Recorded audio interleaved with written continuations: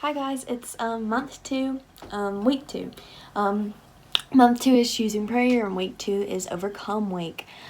So this week we talked about, again, anxiety and how we can overcome anxiety or stress through prayer. So one thing that's true about all religions is that people are most likely going to pray. They chant or sit silently to speak to themselves or even aloud, but they pray. So what makes Christianity different? Well, let's look at today's highlighted verse, which is Philippians chapter 4, verse 6.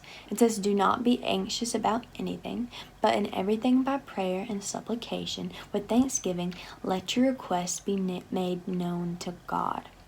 Paul gives us an outline of how to do this. First, he says, don't be anxious, worried, or even stressed. That's hard because stress is all around us. How do we do this? Well, when Paul wrote these words, he was in prison for his faith, so he was no stranger to stress. He was able to pray because he had faith that God was hearing him. God is bigger than all of our stress and worries. Second, pray and ask in every situation with thanksgiving. Prayer is simply talking and listening to God. That means talking to Him and thanking Him in the good times and the bad. God never gets tired of hearing our requests, no matter the situation. Paul is also telling us to make our requests known to God. He cares about even the little things. Even though God already knows what we need, He wants to hear us asking Him through prayer. So, let's apply this. There's comfort in prayer. For some, the hardest part is trying to find the right words or feeling like we don't know how to pray. The Bible tells us in Romans chapter 8, verse 26, "Likewise the Spirit helps us in our weakness, for we do not know what to pray as we ought to, but the Spirit Himself intercedes for us with groanings for deep words." He hears you.